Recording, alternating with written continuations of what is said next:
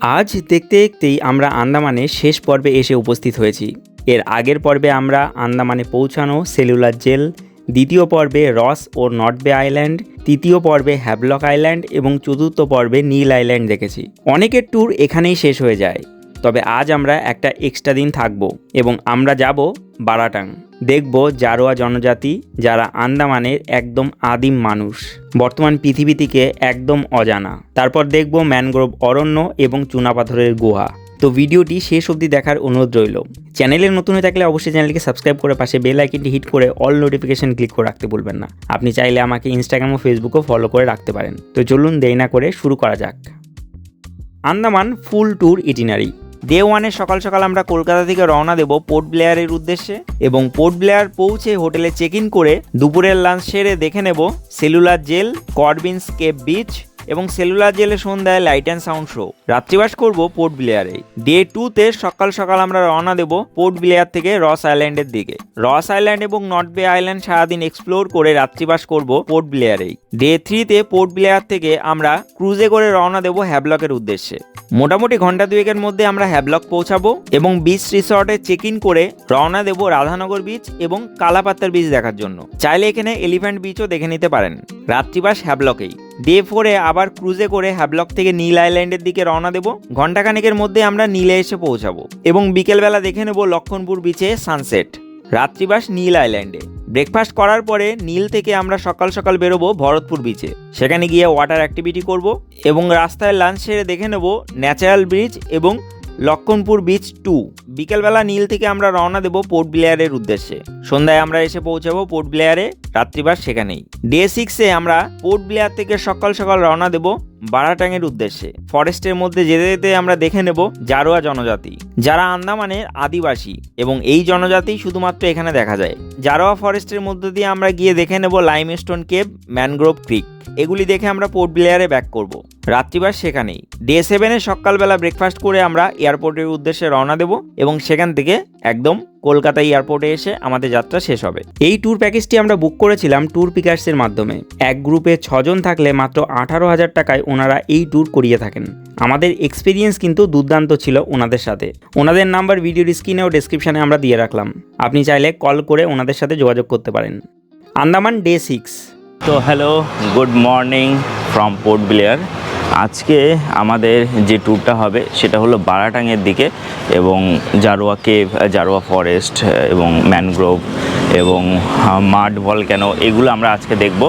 তো আমরা দুটো স্লট হয় এখানে, সকাল 3টে স্লট আর সকাল 6টা স্লট।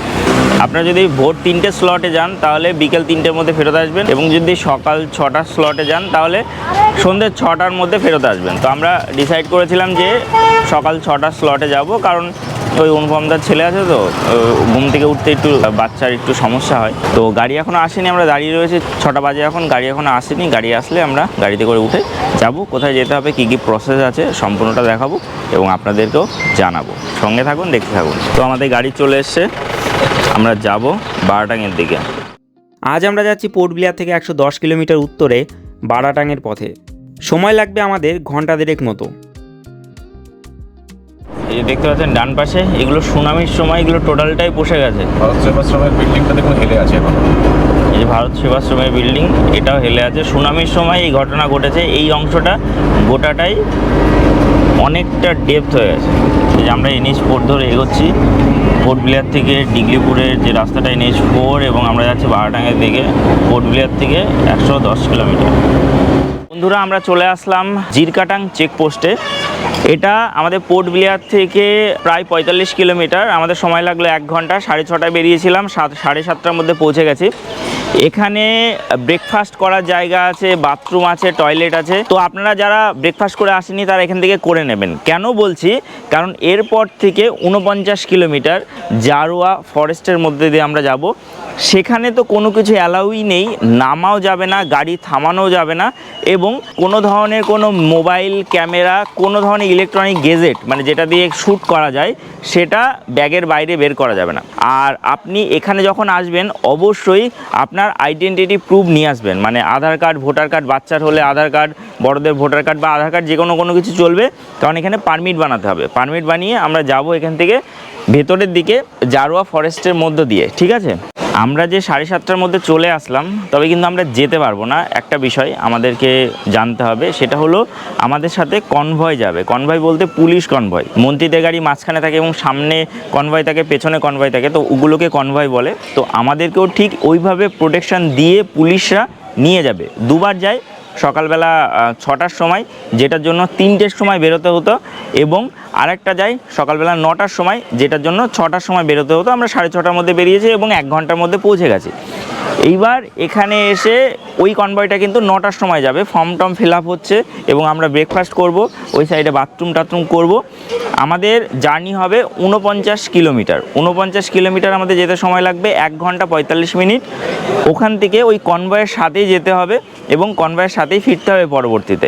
এই গ্যাপের মাঝে যদি কোনো ধরনের কোনো অসুস্থতা হয়, কোনো ধরনের কোনো এমার্জেন্সি হয়, তাহলে কিন্তু কখনোই ব্যাক হবে না, এই জিনিসটা মাথায় রাখবেন।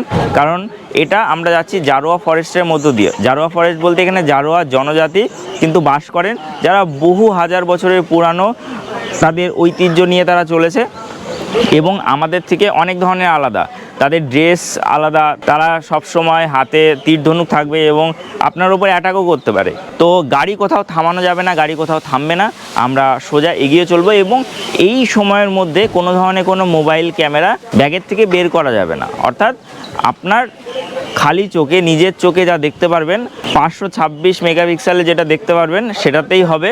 এই ক্যামেরার মেগাপিক্সেল দিয়ে আপনাকে দেখাতে পারবো না। তো আমরা নিজেরা দেখবো, যদি দেখা যায় তাহলে তো ভালো, আর না হলে তারপরে তো ওই পারে গিয়েই বাকি জিনিসটা আপনাদের সাথে গল্প করব। এবং আমাদের এখন পারমিটের কাজকর্ম চলছে, অর্থাৎ ফর্ম ফিল আপ চলছে। ফর্ম ফিল আপের জন্য আপনাদের কিন্তু আধার কার্ড বা ভোটার কার্ড বা বাচ্চার হলে আধার কার্ড অবশ্যই নিয়ে আসবেন, বা বার্থ সার্টিফিকেট যদি আধার কার্ড না হয়ে থাকে সেগুলো কিন্তু নিয়ে আসবেন, কারণ লাগবে এখানে পারমিট বানানোর জন্য। গেটের ওই পারে কিন্তু আর ভিডিওগ্রাফি অ্যালাউ নেই, এবং আমরা এই পার থেকে যতটুকু করার করে নেব। এবং আমরা সকালবেলা কিছু খাইনি, তো সকালবেলা এখানে ব্রেকফাস্টও করে নেব। দোকান কয়েকটা বেশ আছে এবং এখান থেকেই সকলে করেই যাচ্ছে ব্রেকফাস্ট। তো আমরা সেভাবে ব্রেকফাস্ট করে এগোবো এবং সামনে গিয়ে দেখব কি হয়। চলুন দেখা যাক আজকের জার্নিটা কেমন হতে চলেছে। এটা আমার কাছে নতুন এক্সপিরিয়েন্স, কেমন হতে চলেছে দেখে নিই।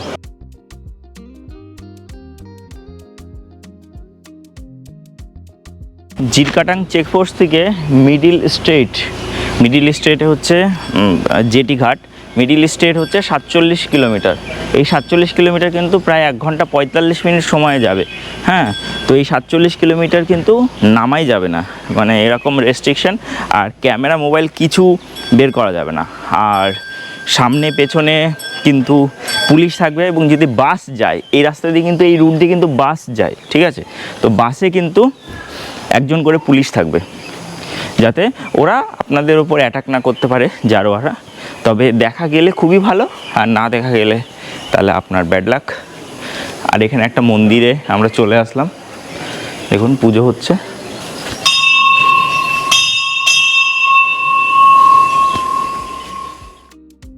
এই চেকপোস্টের এখানে অনেক সময় আমাদের ছিল, তাই পাহাড়ের এই মন্দিরটি দেখে আমরা এখানে ভিডিও করে নিলাম।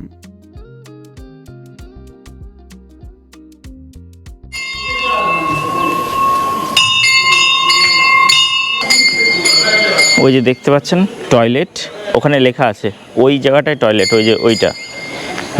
যেহেতু চেকপোস্টের ওই পাশে, তা ওইখানে গিয়ে আর ভিডিও করা যাবে না। তো ওই টয়লেটে আপনারা যেতে পারবেন এবং এখান থেকে ব্রেকফাস্ট করে নেবেন। এখানে অনেক দোকান আছে, আপনারা যদি প্যাকেজে আসেন তাহলে এখান থেকে ব্রেকফাস্ট হয়ে যাবে আপনার। এই যে জারোয়া ট্রাইব রিজার্ভ এরিয়াতে ভেতরে যাওয়ার instruction: move in convoy only, speed limit must be restricted to 40 kilometres per hour, don't interact with Jarawa tribes, do not offer any eatable clothes to the etcetera to the Jarawa, do not allow Jarawas to get into your vehicle, refrain photography, videography, don't throw away empty packets of biscuits, chips and bottles and garbages. এই জিনিসগুলো কিন্তু করা যাবে না। এখানে কি করা যাবে না এখানে কিন্তু লেখা আছে। তো মাথায় রাখবেন এই বিষয়গুলো সাধারণ বিষয়। জাস্ট মোবাইল বের করা যাবে না, ক্যামেরা বের করা যাবে না। লাইফের জেগে থাকার মধ্যে কিছুটা সময় লাইফে 2 ঘন্টা মোবাইলটাকে ব্যাগের মধ্যে রাখতে হবে জেগে থাকার সময়। আমরা তো সারাক্ষণ মোবাইল টেপাটেপি করি, কখনোই মোবাইল বন্ধ করি না। তো এটা লাইফে 2 ঘন্টার সময় একটু জঙ্গলের দিকে তাকিয়ে থাকুন, মোবাইলটাকে বন্ধ রাখুন, দেখবেন ব্রেন ফ্রেশ হয়ে যাবে। ব্রেন অনেক কিছু ভাবতে শুরু করেছে, অনেক বুদ্ধি চলে আসবে ব্রেন। এই যে আমাদের ধোসা চলে আসলো, আমরা সকালবেলা ধোসা খাচ্ছি এখানে। এই যে ইডলি। এরপর আমাদের ক্যামেরা ও মোবাইল সব বন্ধ। প্রায় 1.5 ঘন্টা পর আমরা জঙ্গলের ওপারে এসে পৌঁছালাম। তো আমরা বেরিয়ে গেছি কিন্তু জঙ্গলের মধ্যে থেকে। এখন আমরা আছি মিডিল স্টেটে। এখানে এই বড় জাহাজে এই দেখুন বাসও পার হচ্ছে, ঠিক আছে? এই দেখুন বাসও পার হচ্ছে। এই যে আমরা এই জঙ্গলের মধ্যে ছিলাম, এখান দিয়ে আমরা নদীটা পার করব। ওই সাইডে হচ্ছে বারাটাং। ভাবা যায় বাস জাহাজের উপর উঠে পড়ছে এবং জাহাজ সহ পার হবে। এখানে এন্ট্রি ফি হচ্ছে 13 টাকা করে। আমাদের আসতে সময় লাগলো 1 ঘন্টা ওই 20 মিনিট মতো, এবং 1 ঘন্টা 20 মিনিটে আমরা এখানে পৌঁছে গেলাম। 47 কিলোমিটার এই জঙ্গলের পথ, এবং এখান দিয়ে আবার ভেসেলে করে বা এই জাহাজে করে এটা পার হবে। পার হয়ে আমরা যাব সামনে বারাটাঙে। ওখানে আছে কেভ এবং ম্যানগ্রোভ। একটা জিনিস যেটা বলাই হয়নি ধাই খাইতে, যে আমরা দেখলাম কিন্তু আমরা জারোয়া দেখলাম, এবং হেঁটে যেতে দেখিনি, গাড়িতে উঠে গভর্নমেন্টের গাড়ি যাচ্ছে। সেই গাড়িতে না হলেও 20-25 জন বাচ্চা বড় মিলে, মানে গায়ের রঙটা একদমই কালো এবং মাথার চুলগুলো যেরকম আফ্রিকানদের যেমন থাকে ঠিক সেরকম, দাঁতগুলো একটু হলুদ, এবং হাতে তীর ধনুক ছিল। আবার মানে ড্রেস পরে, এরা কিন্তু প্যান্ট ফ্যান্ট পরে। হ্যাঁ, তো আমরা দেখতে পেলাম এরা একসাথে 20-25 জন। সামনে থেকে একজন মোবাইল বের করে হয়তো তোলার চেষ্টা করছিল ফটো, তো ওরা আবার আঙুল দিয়ে দেখাচ্ছে ওই যে হ্যাঁ, ওদের হাতে তীর ধনুক টনুক ছিল। এবং ওই খোলা যে গাড়িগুলো, মানে ওই ছোটা হাতি যেগুলো আছে, সেই ছোটা হাতির ওপরে করে এই গভর্নমেন্টের গাড়িতে ওরা হয়তো এখান থেকে অন্য জায়গায় যাচ্ছিল। প্রায় 20-25 জন ছিল, এবং বাচ্চা ছিল, বড়রাও ছিল 2-3 জন, এবং বাচ্চা ছিল সব।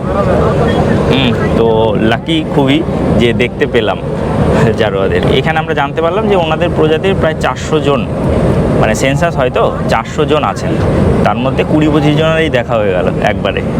এবং রাস্তায় হরিণ দেখতে পেলাম, একদম ওপেন ঘুরে বেড়াচ্ছে, ছোট হরিণ, যে বার্কিং ডিয়ারগুলো হয় সেগুলি। এখানে আমাদের ভেসেল পার করে অপর পারের আইল্যান্ডে যেতে হবে। সময় লাগবে 20 মিনিট মতো। এই ভেসেলে কিন্তু 3টে বড় বড় বাস এবং ওই সাইডে 6-7টা বড় বড় গাড়ি উঠলো কিন্তু, প্লাস মানুষ তো আছেই। বাপরে, এত বড় দেখুন। আমরা যাচ্ছি, তবে আনন্দ লাগছে যে যারা দেখতে পেলাম, মানে সকলে লাকি হয় না, আমরা লাকি ছিলাম যে দেখতে পেলাম। এবং একসাথে প্রায় 20-25 জন, এবং ওরা ড্রেস পরে আছে কিন্তু, হাফ প্যান্ট পরে আছে। বিশাল বড় এই ভেসেলে এপার থেকে আমরা ওপারে পৌঁছালাম। এটি একটি অন্য আইল্যান্ড। এখানে এসে সবার প্রথমে আমাদের বোট বুকিং করতে হবে। এখান থেকে ফেরার কনভয় টাইমিং সকাল 6:30টায়, 9:30টায়, 12:30টায়, তারপরে 3টায়। আমরা 3টেই ফিরবো। সকালে যারা 3টের সময় বেরিয়েছিলেন তারা 12:30টার কনভয়ে ফিরবেন, আর আমরা ফিরবো হচ্ছে 3টের কনভয়, ঠিক আছে? তো এখন বাজে 11টা। আমাদের যে ফেরি পার হলাম সেটাতে সময় লাগলো প্রায় 20 মিনিট মতো। এখন আমরা এখান থেকে একটা গ্রুপের সাথে যাব। এই গ্রুপে 35 জন আছে। আমরা স্পিড বোটে করে আমাদের কেবের মধ্যে যেতে হবে। স্পিড বোটে একটা বোটে 10 জন ধরে। হ্যাঁ, ওনারা 35 জন আছেন এবং আমরা 5 জন আছি। তার জন্য ওনাদের গ্রুপটার সাথে এক্সটেন্ডেডভাবে 4টে বোট লাগবে, এবং 4টে বোটের সাথে আমরা 4 নাম্বার বোটে ওনাদের 5 জন এবং আমরা 5 জন একসাথে যাব, ঠিক আছে? এখানে বাথরুম, টয়লেট আছে এবং রেস্টুরেন্ট আছে। বাথরুমও করে নিতে পারেন, খাওয়া দাওয়াও করে নিতে পারেন। আর এই যে বাসগুলো, এগুলো যাচ্ছে হচ্ছে ডিগলিপুরের দিকে। এই যে পারমিট কাউন্টার, এখানেই পারমিট করা হয়।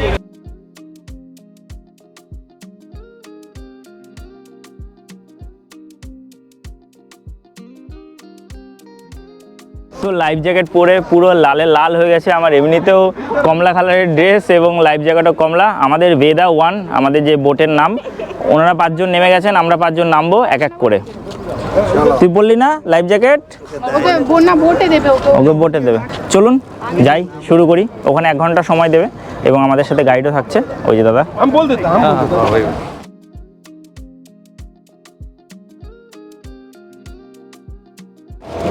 যে স্পিড বোট, এগুলোতে যাত্রা করতে হবে, চেষ্টা করবেন লাস্টে বসার। এই যে আমাদের স্পিড বোট এগিয়ে চলেছে।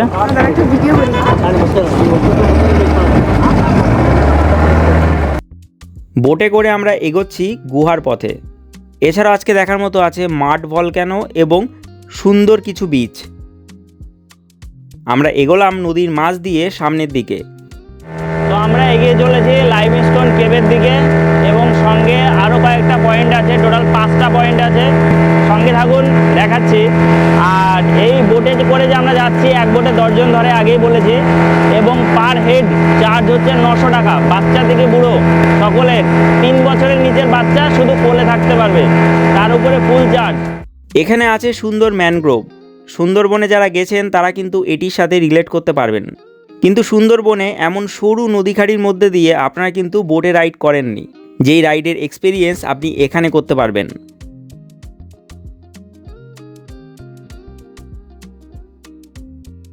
দুপাশ দিয়ে ম্যানগ্রোভ এবং তার মাঝ দিয়ে ছোট্ট গলিপথ বা খাড়ি, এর মধ্যে দিয়ে স্পিড বোট আমাদের এগোলো স্টেশনের দিকে।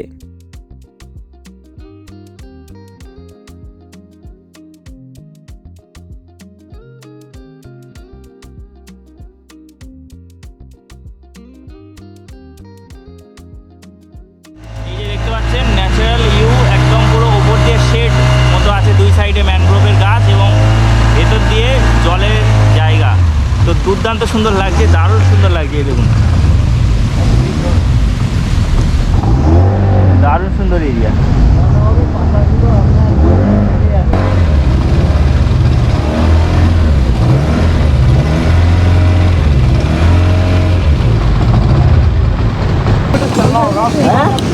এই যে বোটের এখানে নেমে আমাদের যেতে হবে লাইমস্টোন কেভের দিকে 1.2 किलोमीटर हेटे। এই आपको लाइमस्टोन केव मिलेगा। यहाँ पर थोड़ा सा स्पीड चलना है क्योंकि पीछे बहुत सारे बोट्स आ रहे हैं। केव छोटा सा प्लेस है, केव के अंदर बहुत अंधेरा होता है। अच्छा, स्पीड चलिए, रिटर्न यहीं से आएंगे, रिटर्न बनता तो यहाँ पर फोटो ले सकते हैं आप। ঠিক আছে, চলি চলি। এই দেখুন কাঠের ব্রিজ করা আছে, এই কাঠের ব্রিজ দিয়ে এগোতে হবে লাইমস্টোন কেভের দিকে। বন্ধুরা, আমরা এই কাঠের ব্রিজের উপর দিয়ে হেঁটে হেঁটে চলে আসছি লাইমস্টোন কেভের দিকে। এবং এখান থেকে কাঠের ব্রিজটা শেষ হচ্ছে এবং হেঁটে হেঁটে আমরা যাব মাটির উপরে চলে আসছি লাইমস্টোন কেভ। এখান থেকে আমাদের যেখানে নামিয়ে দিল সেখান থেকে ম্যানগ্রোভের মধ্যে নামালো, কিন্তু সেখান থেকে হচ্ছে 1.2 किलोमीटर। आप लोग नीचे तो देख के चलिए, रूट्स निकला, पाँव फंस के गिरेंगे। আচ্ছা, রুট বেরিয়ে আছে, এই যে দেখুন, দেখে চলবেন, গাইড আমাদের সাথে আছে। এই যে দেখুন এখানে কি কি দেখতে পাওয়া যায়, কি কি ধরনের পাখি পাওয়া যায়। এবার আমরা হাঁটছি জঙ্গল ও মাঠ হয়ে লাইমস্টোন কেভের দিকে। আইল্যান্ডের মধ্যে আমরা গা ছমছমে পরিবেশের মধ্য দিয়ে হেঁটে সামনের দিকে এগোচ্ছি। এখানে বহু প্রজাতির গাছ এবং বহু প্রজাতির প্রাণী দেখতে পাওয়া যায়, পাখি দেখতে পাওয়া যায়। কী কী ধরনের সেগুলো এখানে বোর্ড দেওয়া আছে এবং তাদের স্পেসিস সম্পর্কে লেখা আছে, বিজ্ঞানসম্মত নাম দেওয়া আছে। এই যে আন্দামান মাস্কড আউল, এটা হচ্ছে আমাদের লক্ষ্মী পেঁচা, এটাকে লক্ষ্মী পেঁচা বলে। তো এই ধরনের জিনিস এখানে আছে এবং আমরা জঙ্গলের মধ্যে দিয়ে হেঁটে এগোচ্ছি লাইমস্টোন কেভের দিকে।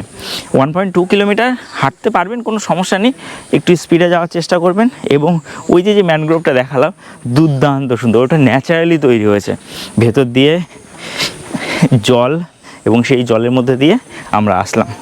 আজকের এক্সপিরিয়েন্সটাও দুর্দান্ত, যে মাঠের মধ্য দিয়ে এগোতে হচ্ছে লাইমস্টোন কেভের দিকে। দেখুন লাইন পড়েছে, দেখুন লম্বা লাইন পড়েছে, আমরা এগোচ্ছি। এই যে বারাটাং আইল্যান্ডের এগুলো হচ্ছে কিন্তু গ্রাম, আমরা গ্রামের মধ্য দিয়ে এগোচ্ছি সামনের দিকে। প্রায় চলে এসেছি লাইমস্টোন কেভ দেখার জন্য। লাইমস্টোন কেভ আমি আগেও অনেক দেখেছি, ইভেন বোরা কেভও দেখা হয়ে গেছে, মানে ভাইজ্যাকে, তাছাড়া মেঘালয়ে দেখা হয়ে গেছে লাইমস্টোন কেভ। দেখুন হাঁস, রাজহাঁস, এখানে খাবারের জায়গা আছে, জল, শরবত, এটা খেতে পারবেন। এ শরবত কিতনা করে কিনা? 30, 30 টাকা। শরবত খেতে চাইলে 30 টাকা, মানে শরবত বলতে লেবুর শরবত, 30 টাকা। আমরা এসে খাবো, আর একটু হেঁটে আসি, তবে এসে খাবো। দেখুন এই যেখানে দেওয়া আছে লাইমস্টোন কেপ কীভাবে ফর্মেশন হয়েছে এবং লাইমস্টোন কেপটা এটার মধ্যে ঢুকবো এখন, আমরা এটার মধ্যে ঢুকবো। এই কেভে 3 ধরনের পাথর দেখা যায়, হেলিকটাইটস, স্ট্যালেকটাইটস আর স্ট্যালেগমাইটস। যেগুলো একদম উপরে ঝুলছে সেগুলো হেলিকটাইটস, যেগুলো মিডিল অবধি ঝুলে গেছে সেগুলো হচ্ছে স্ট্যালেকটাইটস, আর যেগুলো একদম পুরো নিচ অবধি আছে মানে নিচের থেকে উপরের দিকে উঠেছে বা নিচ থেকে উপরের অংশ সেগুলো হচ্ছে স্ট্যালেগমাইটস। অনেকটাই হেঁটে আমরা এসে পৌঁছালাম এই এক আলাদা দুনিয়ায়, সাধারণ আন্দামান থেকে একদম আলাদা, নিস্তব্ধ, নিশ্চুপ এবং অল্প সাসপিসিয়াস।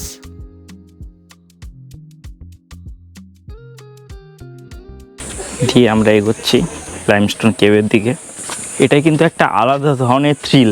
এর আগে কিন্তু আমি অনেকগুলো লাইমস্টোন কেভ দেখেছি, কিন্তু এরকম পাহাড়ের মধ্যে দিয়ে কোথাও যেতে হয়নি। দেখুন লাইমস্টোন কেভের রাস্তা দুর্দান্ত রোমাঞ্চকর। ওয়াও,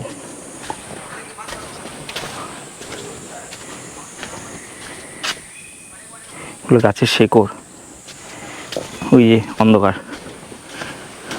জায়গায় ঢুকবো আমরা, তার জন্য আগে থেকে লাইট নিয়ে এসেছি যাতে কোনো ধরনের কোনো সমস্যা না হয়। দেখুন এখানে সূর্যের আলো ঢুকেছে, কতটা চকচক করছে। এখানে আলোটা কোথা থেকে আসছে? এখানে একটা গাছ হয়েছে, এই আলোটা আসছে ওই উপরের একটা ফাঁক দিয়ে। আমরা ভেতরে প্রবেশ করলাম। यहाँ पर देखिएगा सर, अब बाहर में जितने भी स्टोन देखे ना ब्लैक कलर के, हाँ, वो पूरा भी लाइम स्टोन है, लेकिन वो फॉर्मेशन नहीं होता है। जहाँ पर फॉर्मेशन होता है वहाँ पर स्टोन इसी तरह एकदम व्हाइट एंड व्हाइट होता है। कोको जगह मार्बल्स का कलर में भी देखने मिलेगा, इसलिए यहाँ पर फॉर्मेशन होता है। इसके ऊपर जो बहुत सारे ट्री है, हाँ। उनका रूट से जो पानी है स्टोन में कलेक्ट होता है। स्टोन में कैल्शियम होता है, कैल्शियम को पानी ग्रोथ करके लेके आता है। पानी जैसे जैसे गिरता है तो ऐसे शेप में जाती है कि मूर्ति शेप में, शंख का शेप में जाता है, शेप में जाता है। जस्ट आपको इमेजिन करने के ऊपर आपको ज्यादा शेप में स्टोन देखने मिलेगा।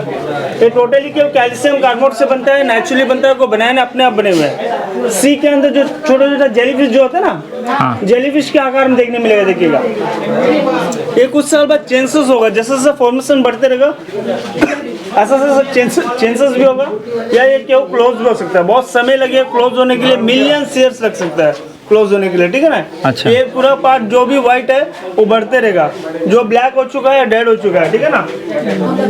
হোয়াইট অংশটা লাইভ এবং ব্ল্যাকগুলো বাইরে যেগুলো আমরা দেখলাম ওগুলো সব ডেড, এগুলো লাইভগুলো বাড়তে থাকবে।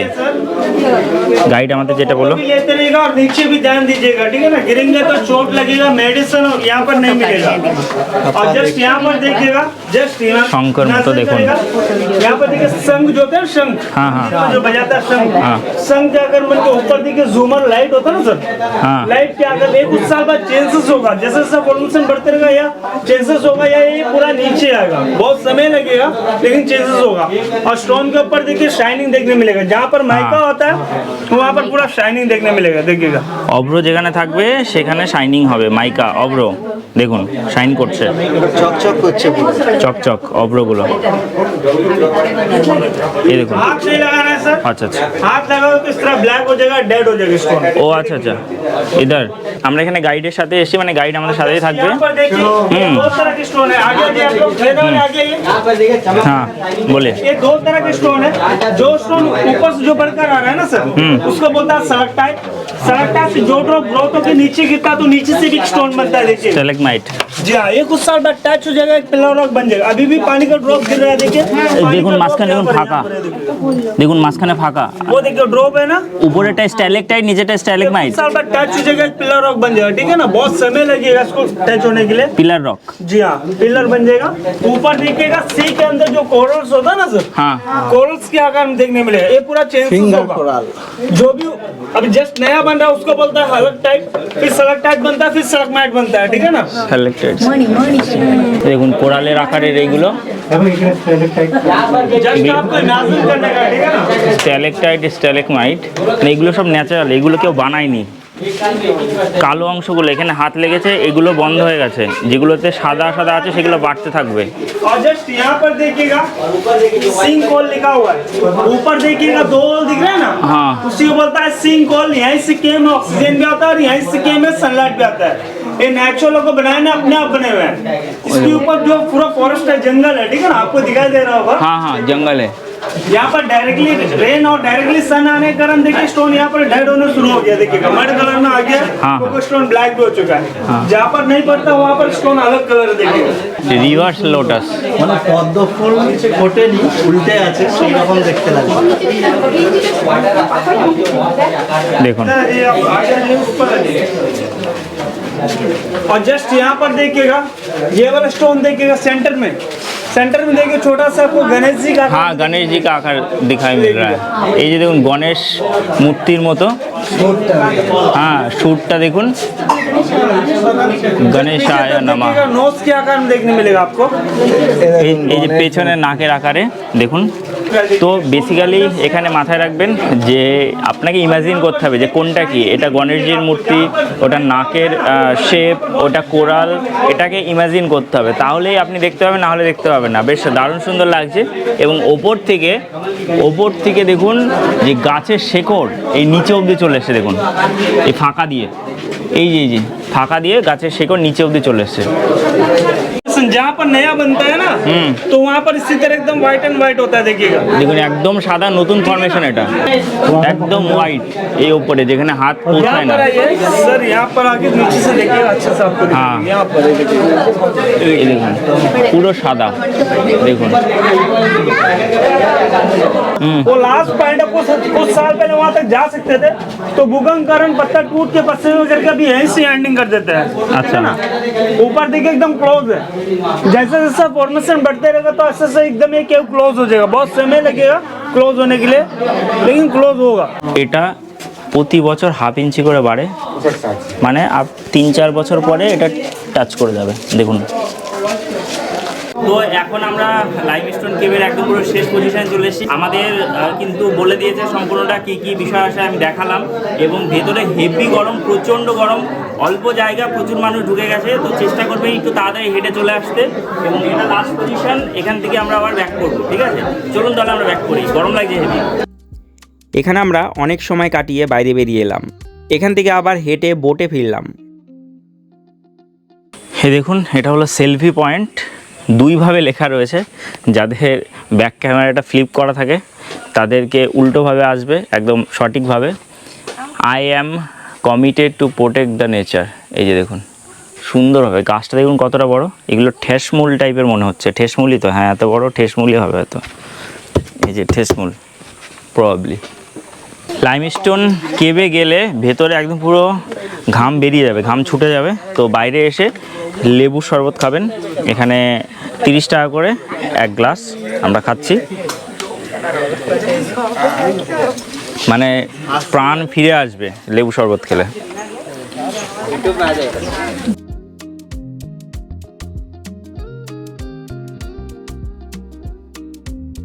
এই দেখুন সুন্দরী গাছ, এই যে কাঠের রাস্তার উপর দিয়ে আমাদের যেতে হচ্ছে।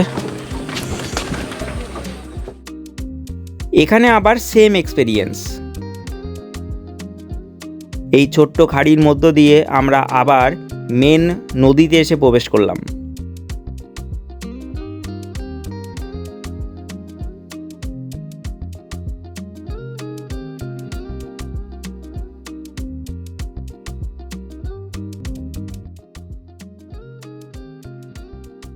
এখান থেকে ফেরা আবার ফেরিঘাটে।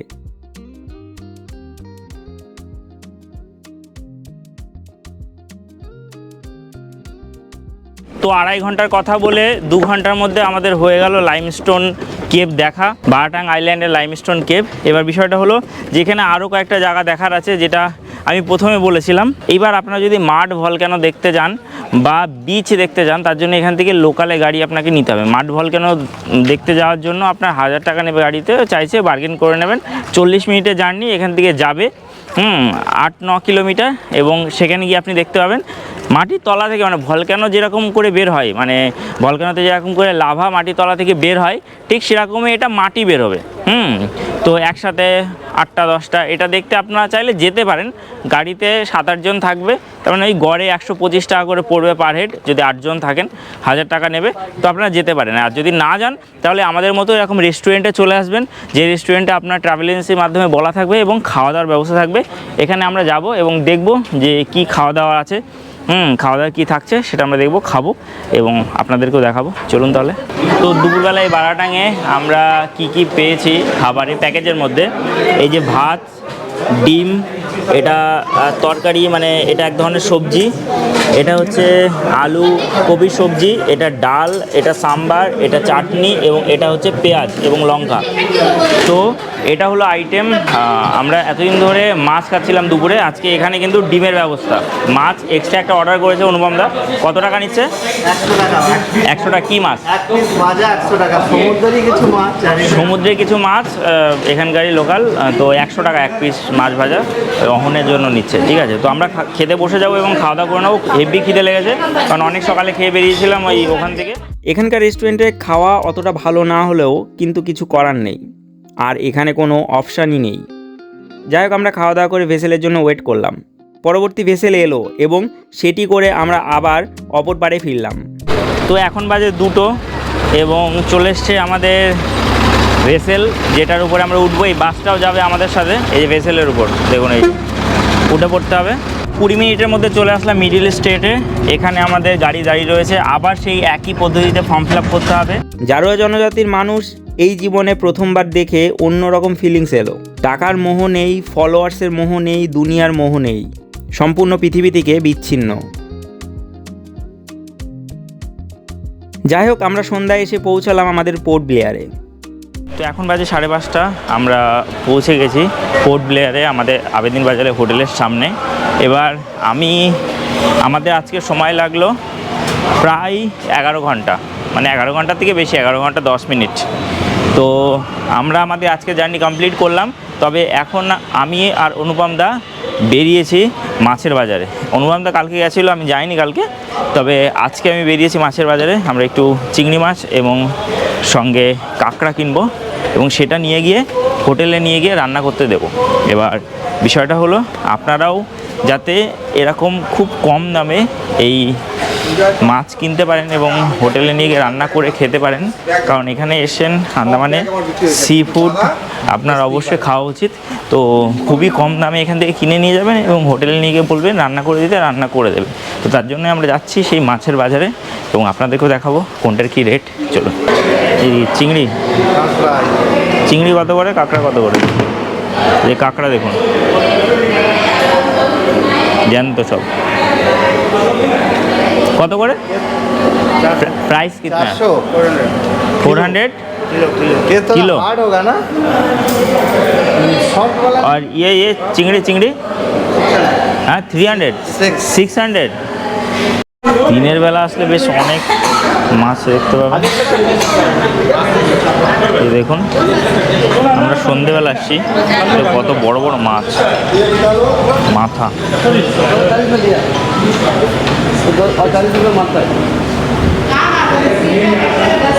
কি মাছ? হ্যাঁ, বাংড়ি। কত করে কিলো? 150।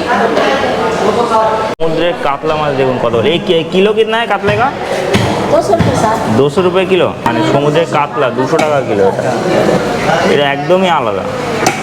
আমরা এখান থেকে মাছ নিয়ে নিলাম, চিংড়ি মাছ এবং কাঁকড়া নিলাম। কাঁকড়া পড়লো হচ্ছে, এই যে কাঁকড়া এবং চিংড়ি মাছ পড়লো হচ্ছে 600 টাকা কিলো, কাঁকড়া 400 টাকা কিলো। তো আমরা এখানে নিয়ে নিলাম চিংড়ি মাছ, আমরা 250 নিয়েছে, ওই 150 টাকা, এবং কাঁকড়া নিয়েছে হচ্ছে 600 গ্রাম পড়লো, মানে যেহেতু আমরা একটা 100 গ্রাম করে 600 গ্রাম হলো, তো ওটার দাম পড়লো 240 টাকা, অর্থাৎ 40 টাকা করে পিস একটা পড়ছে।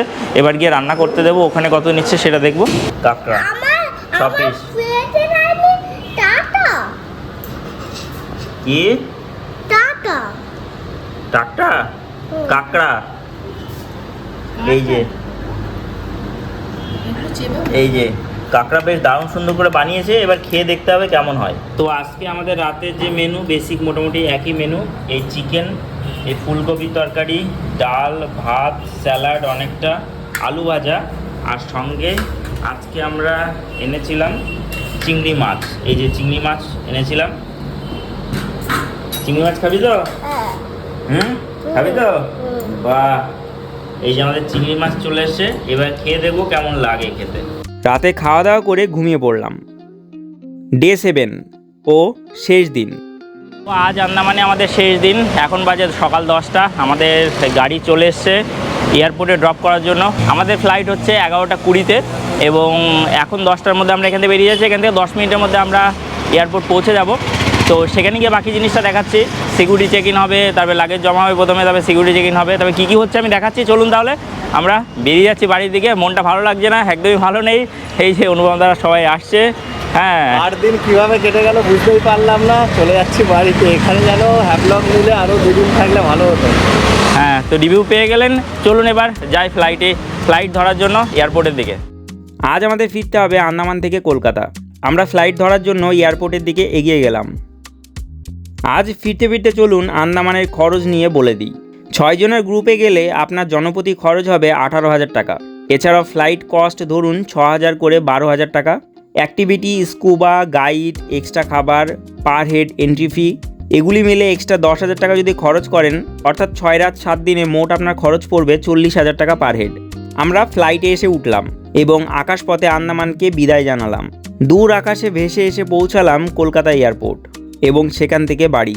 আর আমাদের আন্দামান সিরিজ এখানেই শেষ হলো।